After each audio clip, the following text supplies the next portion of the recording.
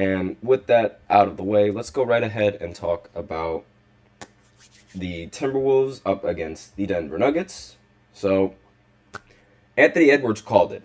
He's got a little bit of MJ in him. Like, I will definitely say that. This man, when he was in Game 5 over at Denver, he was talking to one of the people who works on the courts for Denver, and he was like, "See you in Game 7."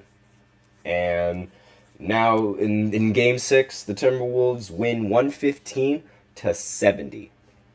And a little bit of an interesting stat that I'm pretty sure a lot of people are going to want to know.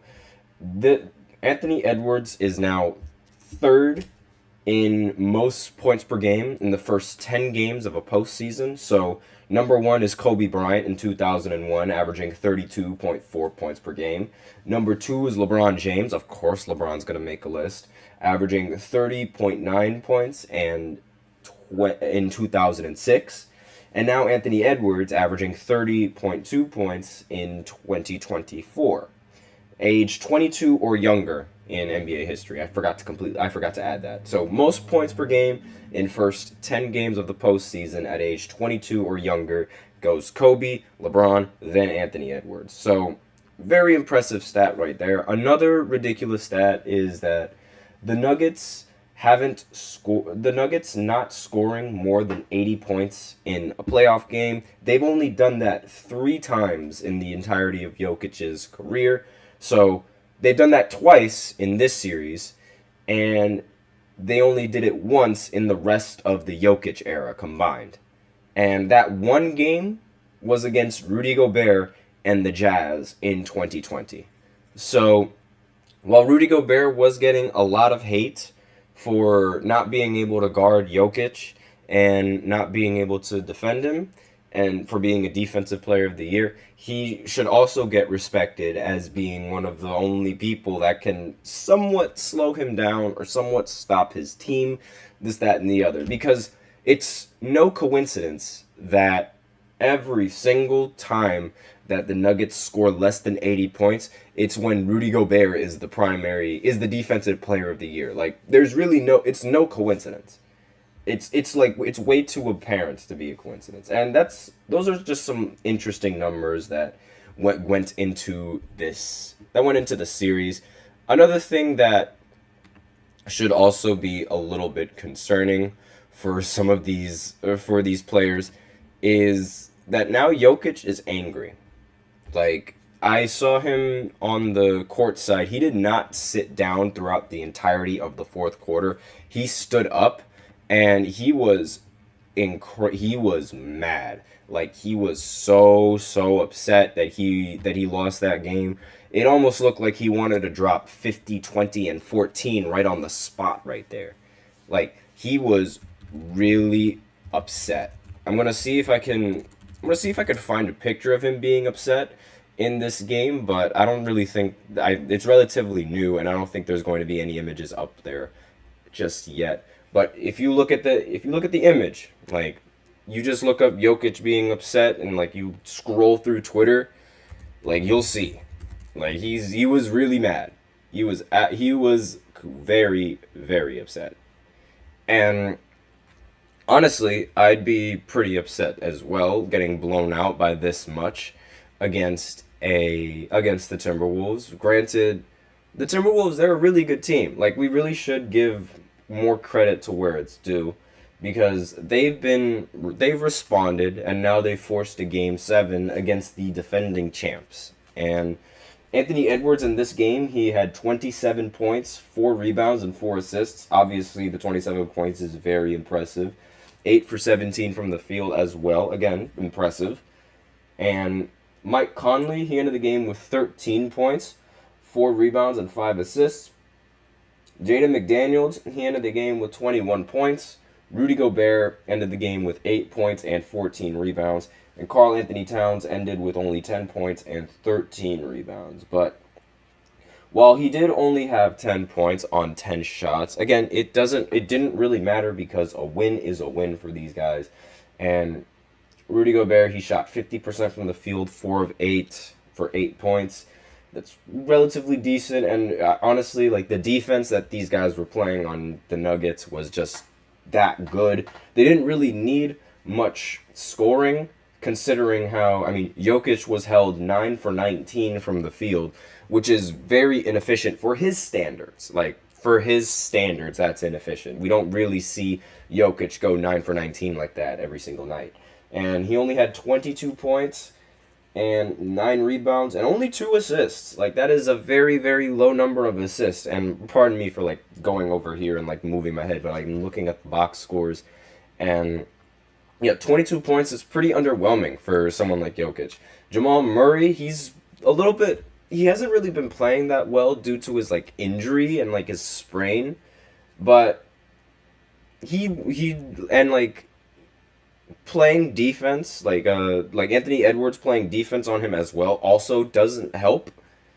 But like Jamal's really gonna have to start stepping it up if they're gonna wanna capitalize in Game 7, because 10 points, 5 assists. Again, I understand that he's injured, so you can't really pin it all on him.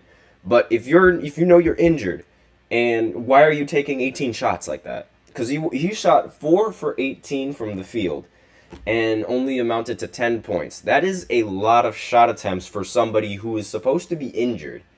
Like, if you're injured like that, don't hinder your team by chucking the ball up. At least that's my thought about it. Because, like, I mean, it could have completely gone the other way around if he was hitting a bunch of shots while still injured, like Luka Doncic. But he's not Luka. So I feel like he should have just, like, relax a little bit, maybe don't have the ball, maybe let somebody else handle the offense while you sit there and stand in a corner or like spot up for them, because if you're playing injured, you're only going to hurt your team. Like, I remember in 2021 when James Harden, Kevin Durant, Kyrie Irving, they were all on the Brooklyn Nets. Kyrie got badly injured in game 3 or 4, forget exactly which game it was. But then James Harden comes back from his hamstring injury or his hamstring soreness that he was suffering after game 2. And instead of, like, helping the team, he was just being the biggest ball hog I've ever seen. He was hogging the ball for 24 seconds and he was just shooting a very contested step back 3. That wasn't helping our team. That wasn't helping them at all. And it's sort of similar to what Jamal Murray was doing in this game with his injury and just chucking the ball up. Like, that's not going to help your team. Regardless, even if he did or didn't chuck the ball up, the rest of the team wasn't helping that much either. Contavious Caldwell-Pope was 2 for 6 from the field. Michael Porter Jr. was 3 of 9 from the field, 1 of 6 from 3. Christian Braun was also 1 of 6 from the field. And there were a lot of people that played in garbage time. Good Lord. Justin Holiday, 0 for 5. Reggie Jackson, 0 for 6. DeAndre Jordan, 0 for 1. Hunter Tyson, 0 for 2. And let's see, Jalen Pickett, 1 for 2. Like, it was incredibly underwhelming in this game. The only player who really played well, the only 2 players that played well were Jokic, and even then, Jokic was rather underwhelming, and Aaron Gordon. But then again, like, Aaron Gordon was 4 for 7 from the field, 2 for 4 from 3 with 12 points. It is still a little bit underwhelming, but still, he played pretty well for compared to the rest of the team that was just ugh. And on the Timberwolves side, again, they had Anthony Edwards scoring very well. They also had Jaden McDaniels going 8 for 10. Then Naz Reid played phenomenal defense despite going 4 for 12 from the field. And basically, that was all for they didn't really need much scoring in this game because the Timberwolves didn't shoot that efficiently at all. And for Denver didn't shoot efficiently at all whatsoever. I mean, 19% from 3, 7 for 36 from the field, 7 for 36 from 3, and 30% from the field, while the Timberwolves were 37% from 3 and 46% from the field. You're not going to win a game shooting that badly. We have somebody in the chat. Oh, Andrew Tate. Do you give Minnesota a chance in Game 7?